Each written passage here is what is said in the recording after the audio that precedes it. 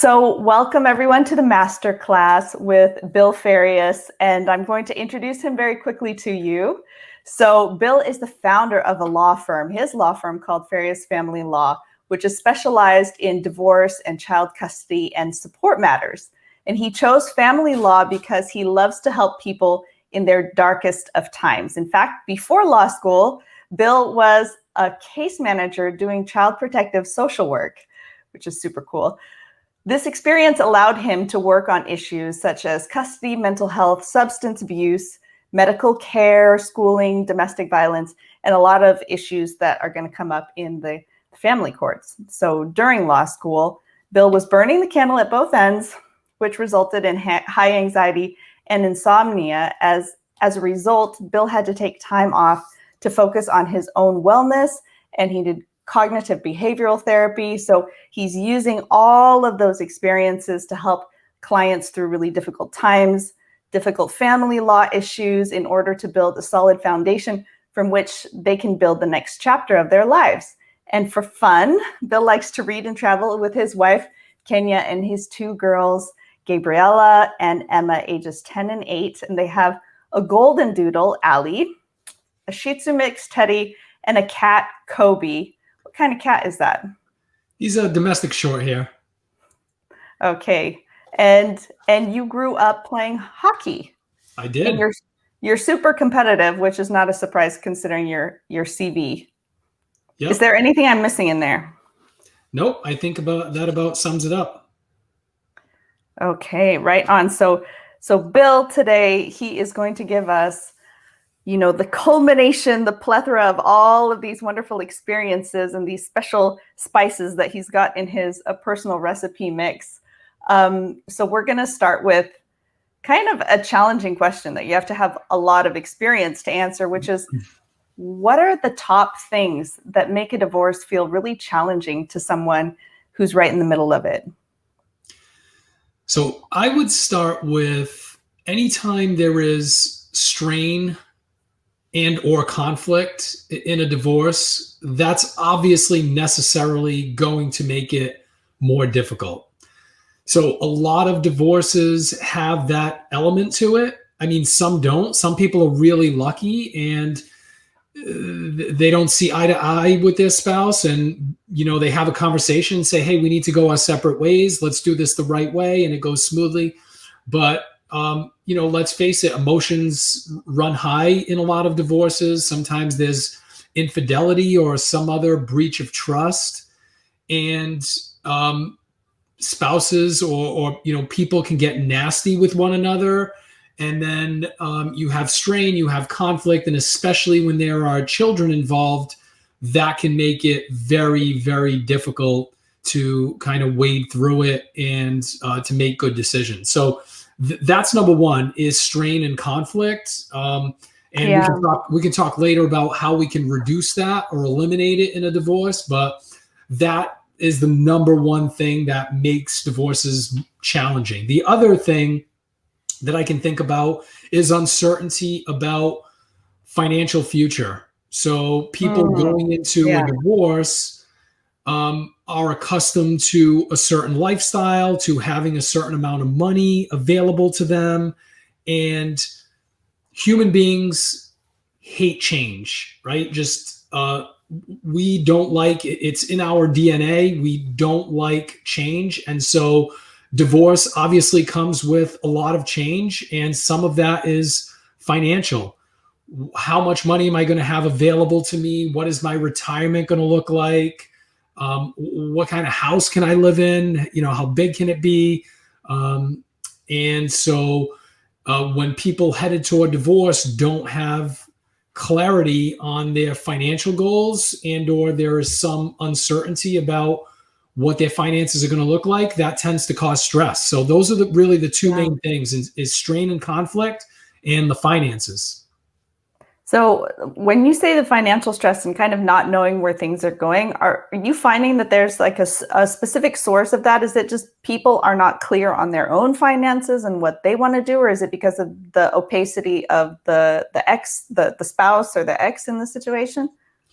I think it's a combination of, first of all, A lot of people are just not very educated on finances, or even in some relationships, you have one spouse who mainly takes care of the finances, and the other focuses on either the children or the house or both. So that's not uncommon. And when it comes to financial planning, just a lot of people don't do that, and so some people, putting divorce aside, are not very comfortable with numbers to begin with. So then when you inject the uncertainty of divorce and what is it going to look like after, and not having certainty about that, that amps up the stress to another level. So I think it's really two things: not being comfortable with numbers in the first place, with which a lot of people are not, and then in a divorce, you just really can't. It's very difficult to predict exactly how it's going to play out. And so not having that certainty can be stressful for people. Oh, for sure. I mean, for me, it was a major stress in my own situation, I think, because, during the marriage, I was thinking, well, he's taking care of the finances and he loves money and he loves numbers. So there's no point in having both of us do it at the same time. No point in me sticking my nose in it because, he's already on top of it and this. And so I think it's important to note that for those of you who are thinking about getting a divorce or kind of teetering on the edge, to get your hands on all of that financial clarity before, making any other moves. But I'm just interested in, like, your experience off the top of your head. What percentage of people do you think are really, like, financially savvy when it comes to getting prepared for divorce? I don't think it's a very large percentage. I mean, I would say maybe like 25% to a third are really savvy. Yeah. And another thing I just want to add to what you said is, if you are not financially savvy, do not beat yourself up about it, because I get that a lot too. Is when people in that position are talking to me, they feel badly about it. They put themselves down, like, I should have been on top of this. I should know this. And the bottom line is, that's just not reality, right? Because when you're in a relationship, you're in it to make it work. There is a breakdown in responsibilities, and it's very normal and natural to sort of cede control of that. So the point is, don't beat yourself up about it. But if you're moving toward divorce, now is a good time to get educated on finances. Yeah, that is a really good point you put in there, because it's like there's the logistics of the finances, getting that sorted out, but there's the entire emotional side of the finances that makes it so much harder when you're stressed and you're emotional and you're guilting yourself, and I just did the last masterclass on the psychology of money with a good friend of mine who's talking about how much emotion and how much identity we have wrapped up in this money. So I'm so glad that you're covering, like, the psychological, emotional side of things as well. So let's see, what tips do you have that can make this process easier, or at least life easier, for people who are kind of just at the beginning stage? So the number one tip that I have is to prioritize wellness. And I know that some people might say, what the hell does that have to do with getting divorced? Like, I can go somewhere else for wellness, education and motivation. But, I think the bottom line is, you have to solidify the foundation before you move into a divorce.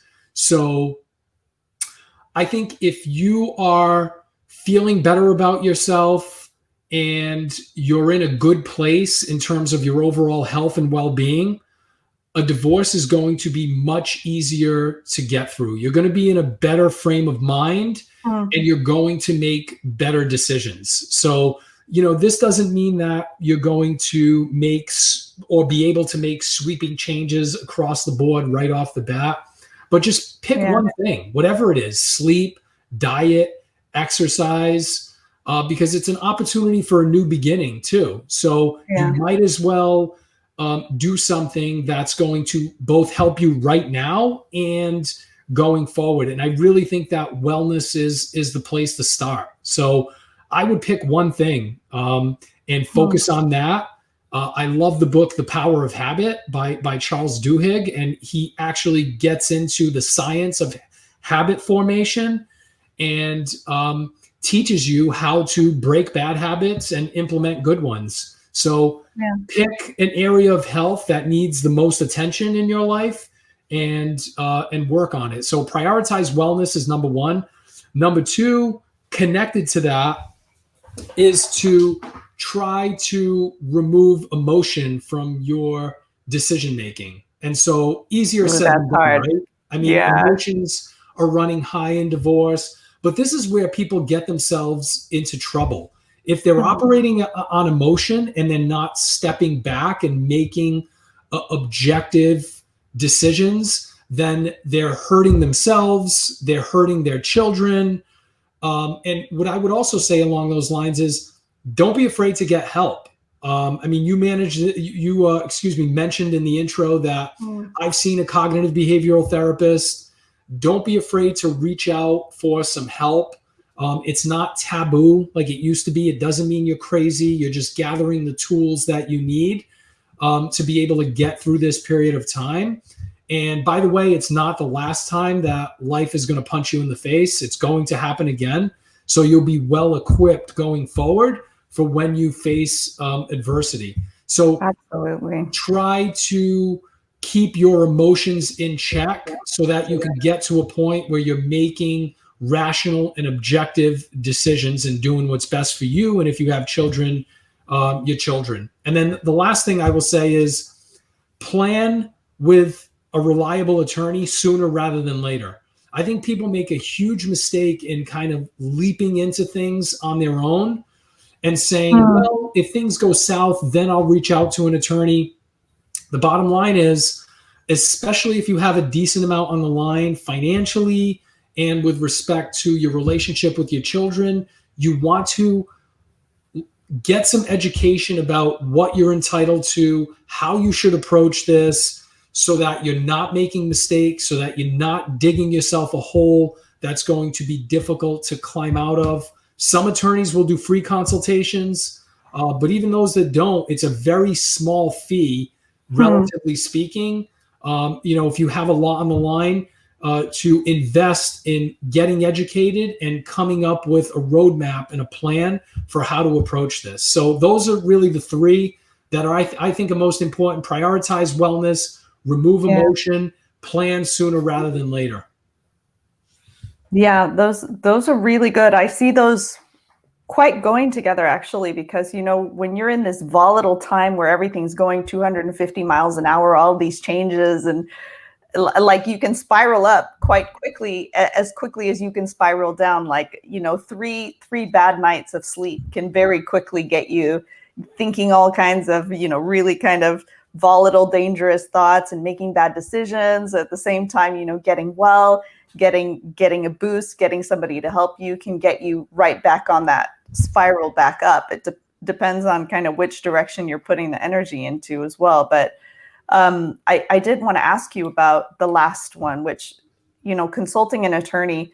I know that financially people are really stressed out and they might be thinking, well, I don't think this is going to be very contentious. Hopefully it's not going to be very contentious. Do I really need to consult with an attorney if I think that I can work something peaceably out myself? So what would you say to that question?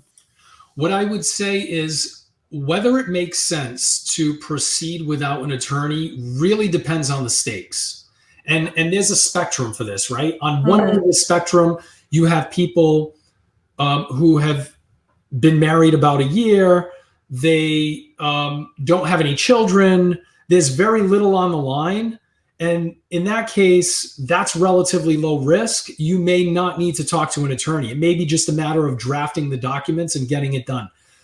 But the further along on that spectrum you are of risk, where you have a decent amount in assets, you potentially have a support issue on the line where either you make way more than your spouse or there's going to be a child support issue. The further along you are on that spectrum, the more sense it makes to educate yourself before even getting into a conversation about how to resolve the case. And one of the things that I've seen pop up repeatedly is that people think that they have a firm grasp on the issues and that they can negotiate themselves. They get into negotiations, and a lot of these people just want to get this done. So they're going to err on the side of being of giving and conceding, and they commit to something that they then regret. Right. And then it becomes very, very difficult to backtrack. Right. There's a psychological principle that once you give something to someone, or they perceive that they have something, and you then try taking it away, it's going to cause problems in many cases. So what I would say is, if you're, unless you're on the end of the spectrum that's very low risk, it makes sense to invest in getting educated and coming up with a plan, because you're reducing the risk of making these types of mistakes. So that's how I would think about it. Low risk, go ahead, do it all on your own.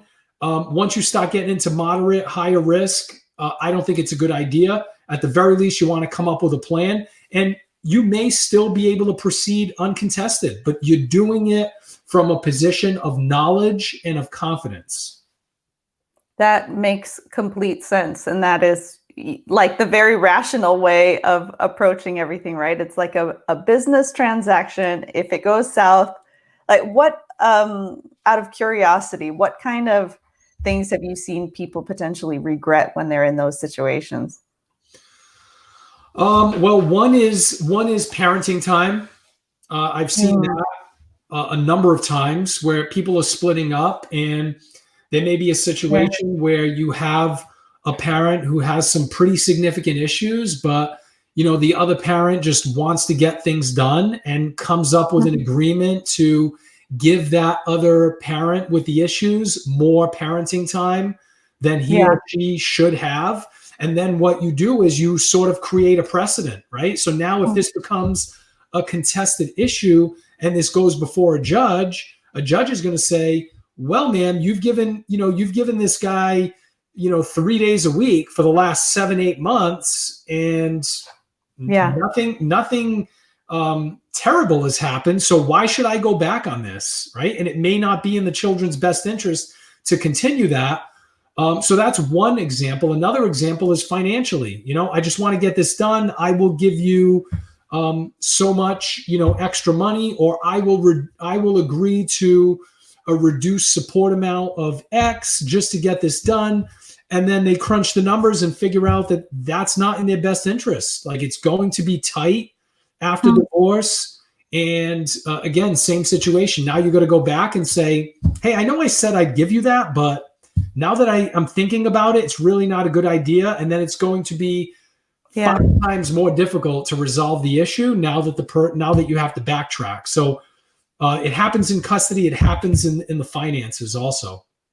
Wow. So that's a good warning to be really thoughtful and lucid when you're doing it, and not just kind of be in a hurry to get out of the uncomfortable, the conflictual situation. But what advice would you give to somebody who is still in the marriage and considering getting a divorce? Do you think they should consult an attorney if they're not sure, or what kind of steps should they be taking?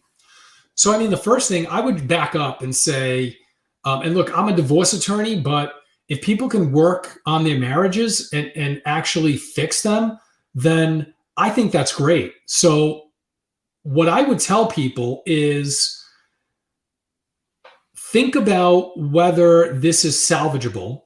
And if it is, you have to ask yourself, do both parties want to make an effort to make this work?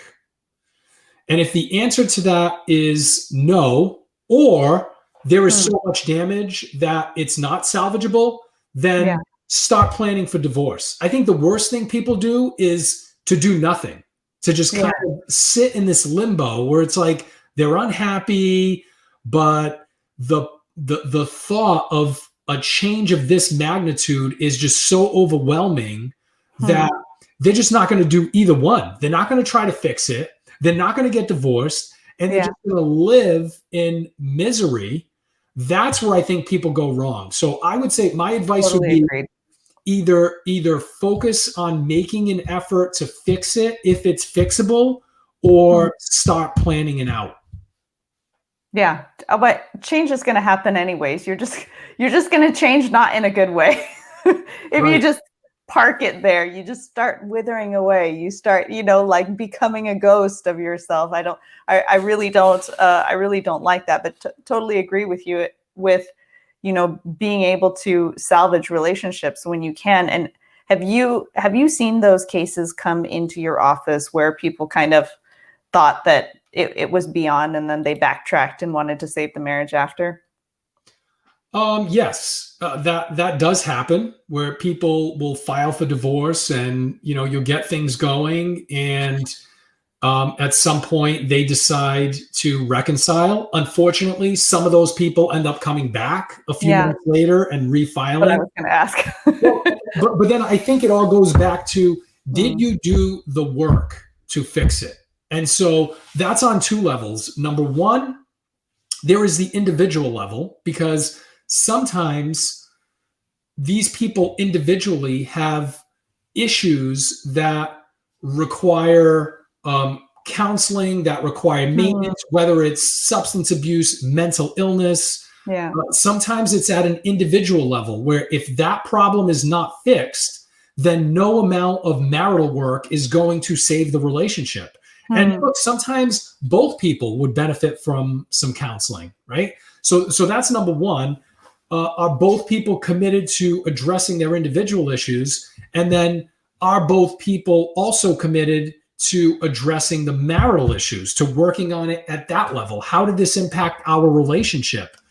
And so the answer to your question is, it'll only work if they address the issues that led to the downfall in the first place. If you think you're just going to put everything behind you and forget it ever happened, then that's just not reality. And at some point, it's going to seep into their relationship, and it's going to build back up and result in another divorce filing.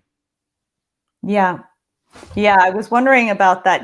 How many people come back and are kind of repeating the cycle. They're rinsing and repeating. Kind of, it gets better and then it gets worse. And I'm very curious about that. But obviously, when they're coming through your doors, it's already gotten to a pretty serious stage.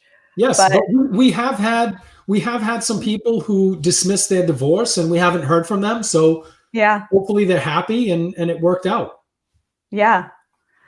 I have also had some clients that, came through, and through kind of doing the work on themselves through the divorce work, they figured out that their marriage was actually fine.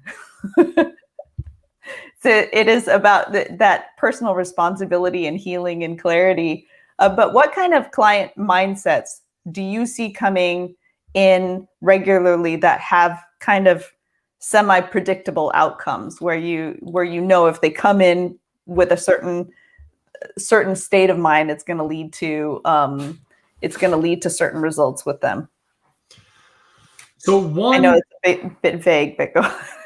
No, well, I think it's a good question, and one that I can think of immediately is guilt. So I think guilt is super dangerous in divorce, and what happens a lot in guilt is, or with guilt as an element, is that people who are feeling guilty tend to want to give up too much, to sacrifice too much, because it almost seems like they're punishing themselves. Yeah.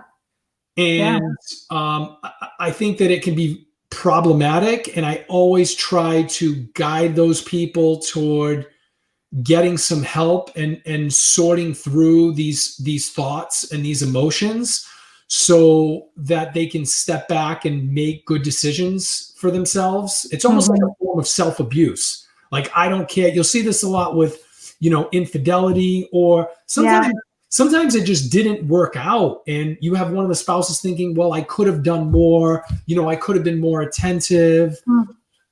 And I think guilt can be really dangerous. And that's how we've seen it come up, is we see that people are just in the mindset of sort of not caring about themselves, Yeah. or subconsciously trying to self-sabotage.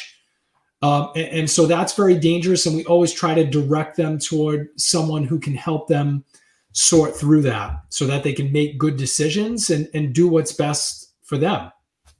On the other end of the spectrum, we have people who take good care of themselves and are very positive and optimistic.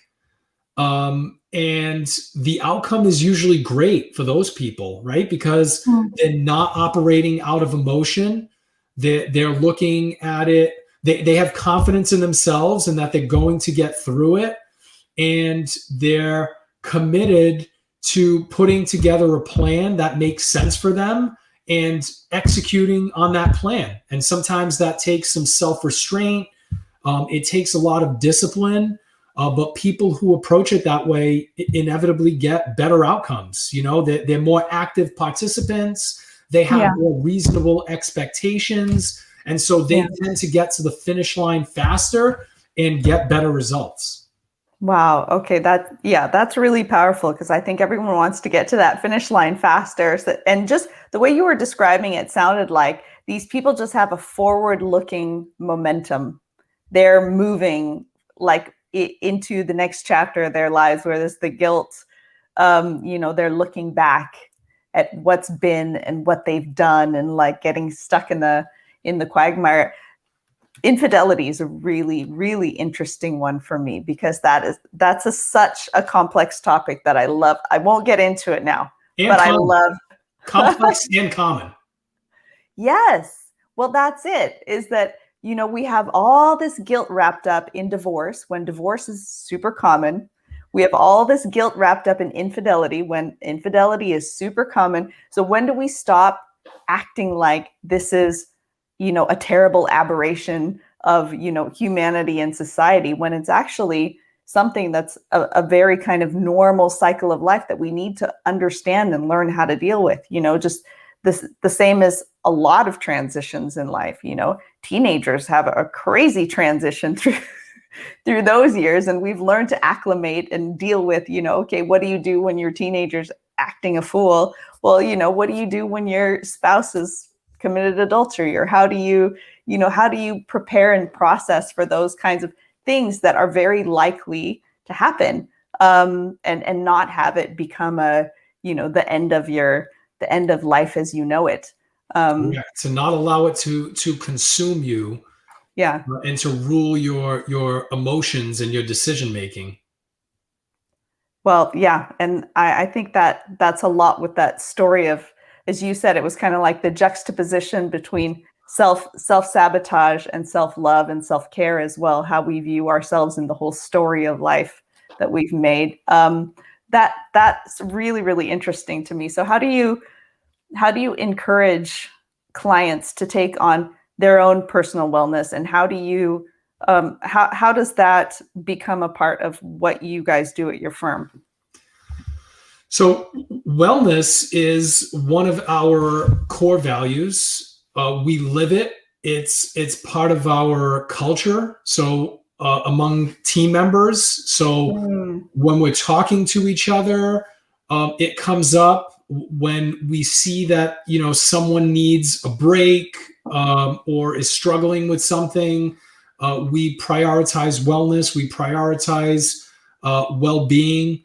We include it in our discussions with our clients. So it's just a part of everything we do, because of how strongly I feel in terms of its importance and its position in the hierarchy. I think if we prioritize it, we're going to be better people and better teammates and more effective for our clients. And I think if our clients prioritize it, they are going to get through divorce easier and set themselves up for long-term happiness and wellness and success. So it's a Yeah. part of our culture. It's pretty much a part of everything we do. It's not just something we write on a piece of paper. We live it, we talk about it constantly, and we prioritize it. Yeah, I think to have that true impact on people and be kind of their mentors through that period and guiding them through, you have to embody it yourself because they're getting it off of you as well, off of your presence with them, right? Because you're very present with them when they're going through that.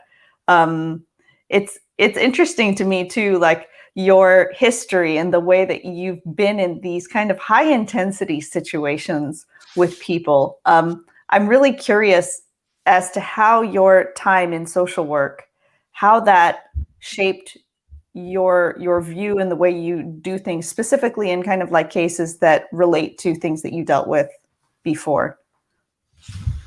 Well, social work exposed me to a lot of these issues that we deal with now, like domestic violence, drug abuse, mental illness, schooling issues. Because, the type of social work I did was there was a report for abuse or neglect of a child. Mm-hmm. We go out, we investigate, we dig into why it's happening, what the risk level is, what we can put in place to help these people get through it. And so it was a pretty easy transition to family law in terms of once I started doing it and these issues came up, they weren't shocking to me. And I already sort of had the tools and the framework for dealing with them. So it was much easier for me to guide clients through it. So it was a very difficult job because I always tell people it's easily the most thankless job you can imagine. And, I don't do work for praise or, to have people pat me on the back, but that particular job is unique in the sense that you're doing the right thing, but everyone hates you for it. So the parents hate you because no one wants to hear they have to fix A, B, and C. The kids don't like you because no one wants to hear that their parents have things they need to work on. So it was very, very difficult, but a great education and really gave me a lot of the tools that I still use every day in family law. Wow. So you have to continue being in that nurturing, caring role and keep, opening your heart and pouring your energy out for people that are not appreciating it. But not only do they not appreciate you, they don't like it at all. They want you out. You have to be really, really strong then in your own, as you say, your own personal wellness, but your own sense of identity and your mission, what you're doing. That's really amazing. Yes, So, I give child protective social workers a lot of credit. It's a very, very difficult job. Politicians are kind of in that role, but at least they get all kinds of perks, right? Like you probably didn't get any perks. Social workers don't get many perks. You don't even get a car or anything to drive, like no perks. No, you might get stuff thrown at you while you're at the house doing a visit, but no perks. And how common are domestic violence and substance abuse issues in what and issues with children in what you're doing now? Well, I think mental illness is very common. First of all, substance abuse, sort of a notch below that. And of course, mental illness is on a spectrum, right? I mean, you have people who have some lower level anxiety and depression, and it's sort of affecting their family life, maybe their work a little bit, to all the way on the other end of the spectrum, people with serious psychological issues, bipolar disorder, schizophrenia. But mental illness is real. It's prevalent, unfortunately, at least here in the United States. It is.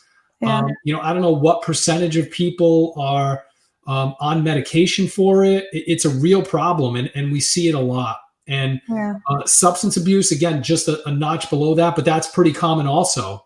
A lot of alcoholism, Hmm. addiction to pills. So there's a decent amount of that going on, and it's Yeah. particularly difficult when children are involved. Domestic violence, less so. I would say that's the Oh, that's least, good to hear. yeah, that's the least common Hmm. of the types of cases that we get. Hmm. Yeah. So I would put it sort of in that order.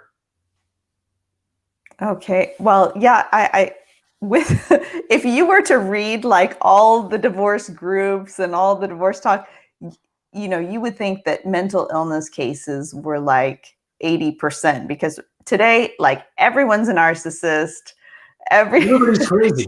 everyone's bipolar, and you don't actually hear so much people talking about divorcing because their spouse is depressed or they suffer from anxiety.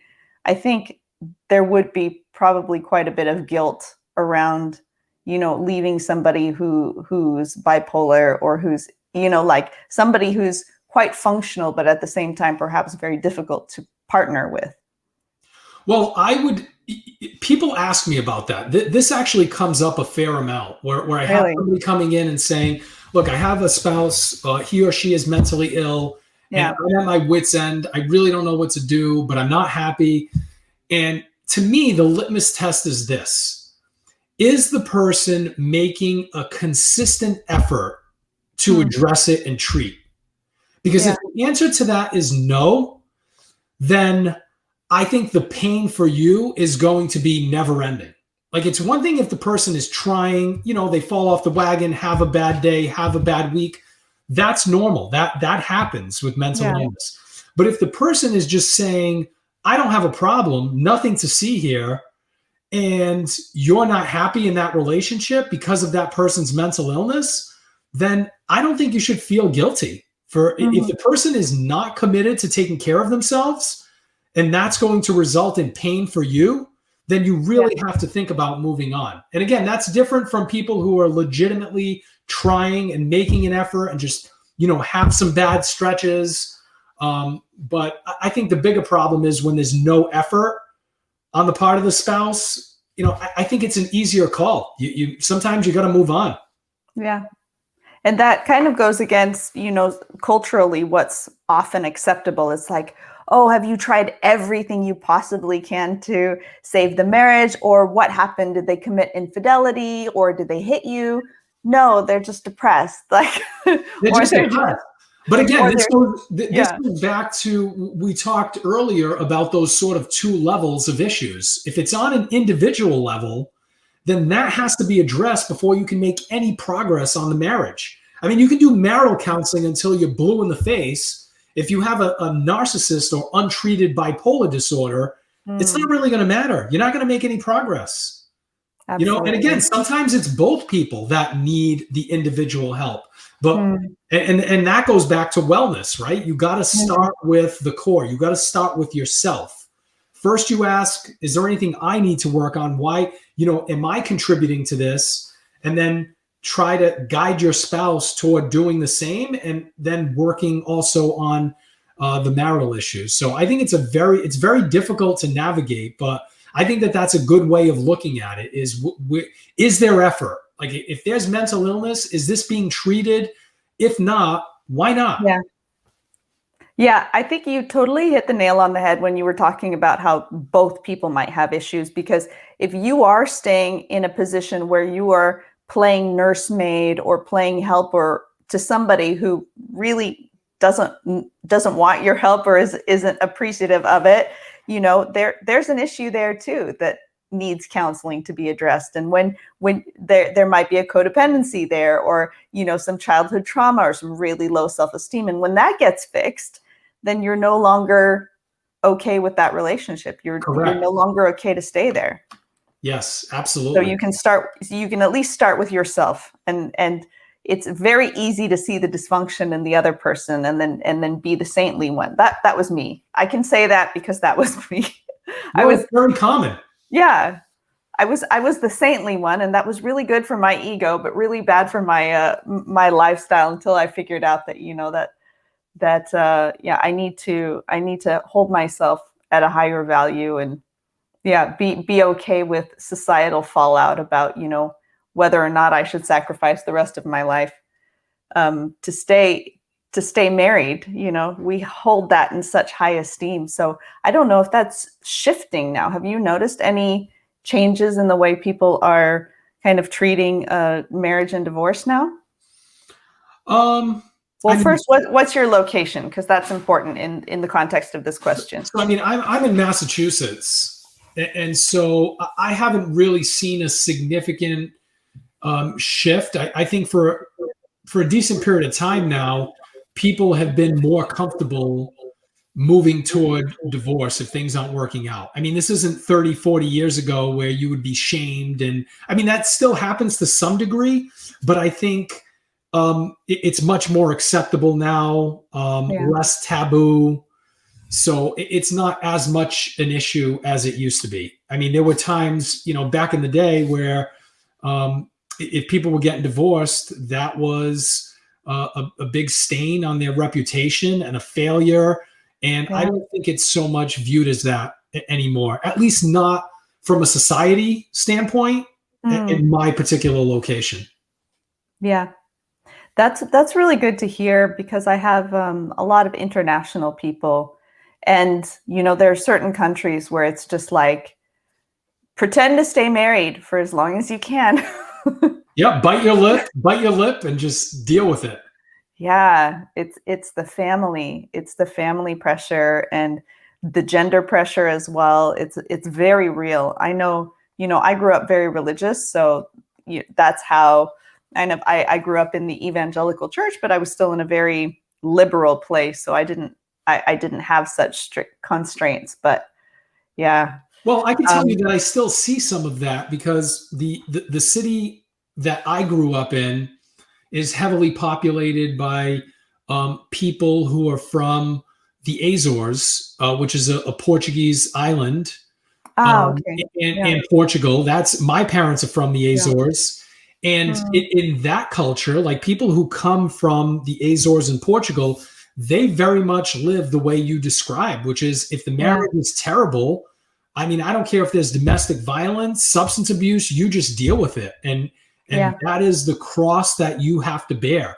So it's very real, but it's less common these days. And that older generation is, sort of kind of dying out. People in the newer mm, generation um, are not as accepting of those values. So, but it is real, and I yeah. still see it. I still see it some. Yeah, that's interesting. What we called family values are now being replaced by a different set of family values, maybe more inclusive, um, more tolerant of difference. Um, so I'm going to totally change the topic and ask you, what is something that you wish people knew or divorcees knew before walking into your office? Um, I think what I wish that people realized or appreciated more is the power of mindset, Hmm. and just kind of zooming out and focusing on prioritizing yourself, and this is not in a selfish way, but prioritizing yourself, prioritizing if you have kids, what your relationship with them is going to look like, what what you want your life after divorce to look Hmm. like, thinking about that, and realizing how critical mindset is to accomplishing that. How you're going to view what you're going through, how you're going to approach it. Is this a catastrophe versus a new opportunity to Yeah. work from a clean slate? And so I think that that's very underrated, and it really starts from there.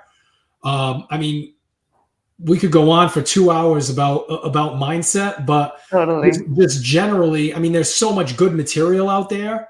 Just work on your mindset and how you're perceiving what you're going through. And I think that's going to make a world of difference, is having a positive mindset.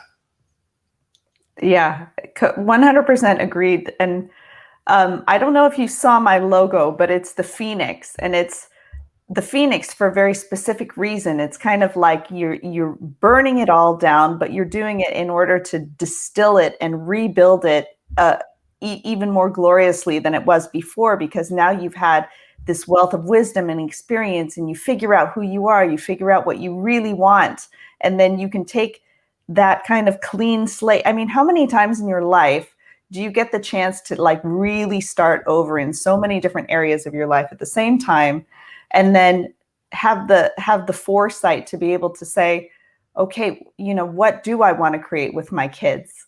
Like, I have this module about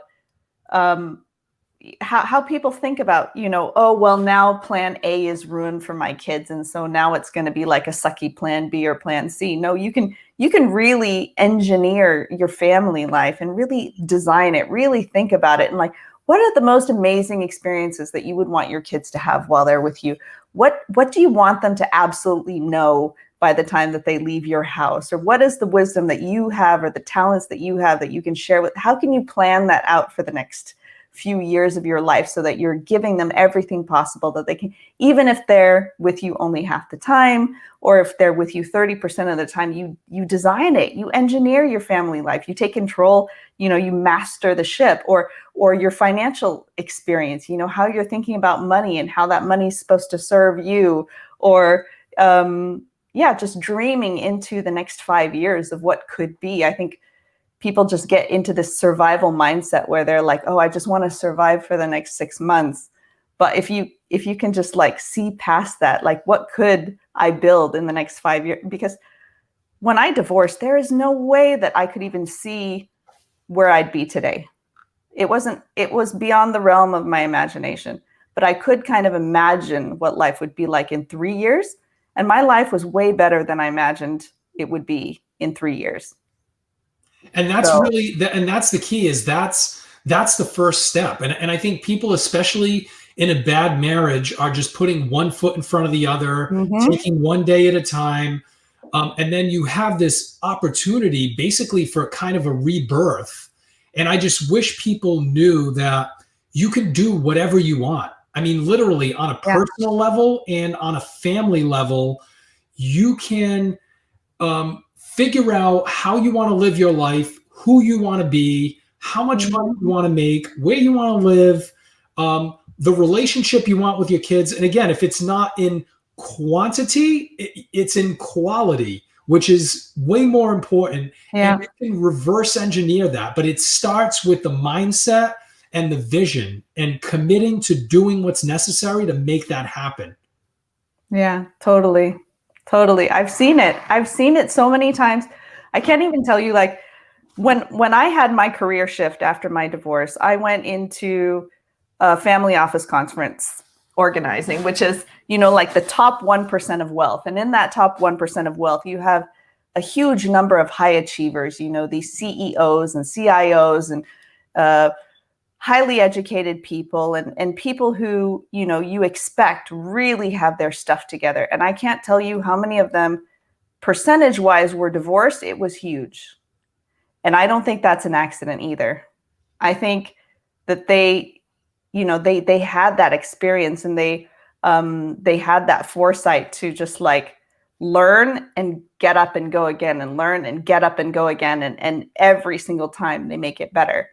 Whether it's in a business or whether it's in a marriage or whatever they're doing with their family, they're driven to like learn from the experience and build on it and get higher and bigger and faster. And, so it really surprised me though at first how many of them would talk to me about their divorces, because I had just gone through or was going through my divorce at that time. Yep. And it's not surprising that those high achievers can work through adversity and can flip it and make something of it, and that's really a lot of the power of mindset, is doing that, and also getting comfortable with change. I mean, change is constantly happening around us. So you got to get yourself to a point where you're just comfortable with change. You know that life is constantly changing. If not today, tomorrow, or the next day, something else big is going to happen, and there's going to be another change, and you have to get comfortable just kind of rolling with it, making the best of it. And again, that's another mindset issue. That's really good. I think that's probably why they were failing faster, is because they were so, you're lucid and you see the issue, you see if it's resolvable or not. If it's not resolvable, you move on. That's it. Right. You know where you're going, and if you fail fast and then you get back up, but you fail fast and you get back up, you don't sit there stewing about it for the next 10 years. So Yep. that's a big differentiator as well. But I want to ask you one last question, actually, before we go. What are kind of the top 2 or 3 things that you've learned from the accumulation, that you didn't know when you first started your career as a family law attorney? So ironically, one of the things that I really learned is the importance of investing in your relationship if you're in one, because I hear stories day in and day out of how and why relationships fell apart, right? And inevitably it comes down to, and a lot of people just kind of grow apart, right? Sometimes it's not infidelity, sometimes it's just people grow apart. And the reason they grow apart is they did not invest in their relationship. They just kind of took it for granted. And time goes on, and you end up, doing your own things, and that becomes normal. And before you know it, it's over. And so if you really care about your relationship, your spouse, your significant other, you have to think of it the way you would, say, finances, a retirement plan. If you don't invest in it, you're not going to get gains physically. If you don't invest in moving and working out, your body's going to atrophy. Same thing with a relationship. If you're not investing in it consistently, don't be surprised when it doesn't work.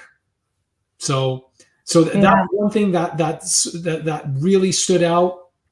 And another is, again, the importance of, if it doesn't work out, how important it is to get some guidance to work through it emotionally, and to be kind, to be understanding, to be compassionate, even if the other party doesn't deserve it, right? Even if you think this a-hole, I'm so mad, did this, and this, it doesn't matter. You're doing it for yourself, right? If you come from a position of caring and understanding and compassion, you yourself are going to be in a much better place. It's going to be way less painful for you. You're going to get through it easier. So, those are really the 2 things. If you're in a relationship, invest in it consistently. If it's not going to work and you're out, then approach that with compassion and understanding, and you're going to be way better off for it. Yeah, that's really beautiful and full of compassion as well, your words. I think that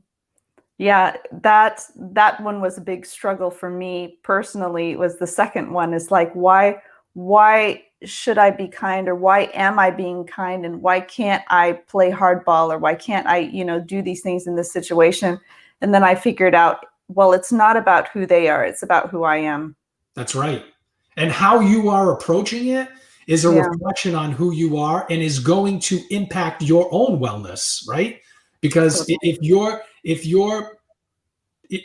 exuding negativity and revenge, then you're really hurting yourself even more than you are the other person. And I'm not suggesting that people lie down and just take everything and I'm not suggesting that. You should pursue what you're entitled to, but it's how you do it. And coming from a position of understanding and compassion is just going to make it so much easier for you, and you're going to be so much healthier and ready to move on. Yeah.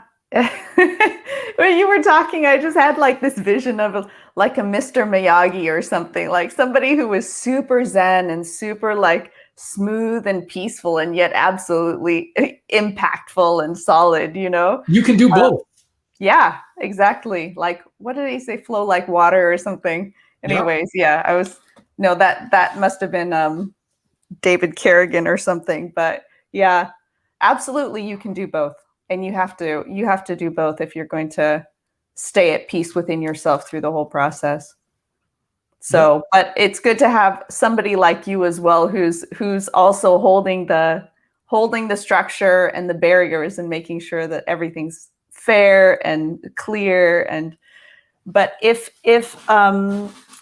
people want to get a hold of you, can they actually work with you, or are they going to be working with somebody on your team, or how does that work? You all work together? We do. We all work together. So right now, I mean, I'm excited about what we do, and I want to increase the reach and make this available Yeah. to more people. And so to do that, I necessarily have to step back more from the attorney role and the day-to-day interactions. But my philosophy is sort of imbued in our culture and in our operation. So everyone's trained on it. We all have the same approach. We're on the same page about how to handle these types of issues and how to work with people on prioritizing mindset, wellness, getting them through the process efficiently, reducing conflict. So it really extends throughout the entire operation. So they may not be working with me directly, but in essence, it's the same principles, and everyone operates by those principles. Yeah.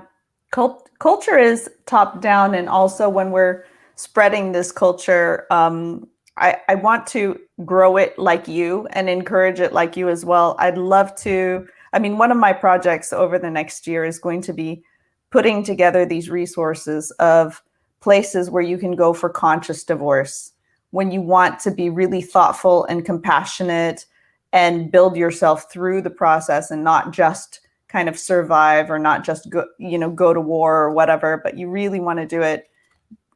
I don't want to say the right way, because that's a judgment. It's not, but like in a really positive, beautiful way that's going to benefit yourself. I want to put all those resources together so that, people can kind of not be so afraid of the harsh side of divorce. Because I think it's, people might have to go to quite a few attorneys before they find somebody who's really, they're sure has their wellness and their well-being in priority. Absolutely. I agree. Yeah. So yeah, thank you for sharing your years of experience with us, and also your personal perspectives. That's hugely helpful to people, especially if they're kind of in the beginning stages of the divorce process. So yeah, thank you for that. And I'm going to put your contact information below with this video, so that if anyone wants to get a hold of you and work with you, or work with your team, or learn some more, they can go ahead and contact you directly. Sure. Thank you. Yeah, so thanks so much, and we'll see you soon then. All right. Nice talking to you. Have a good one.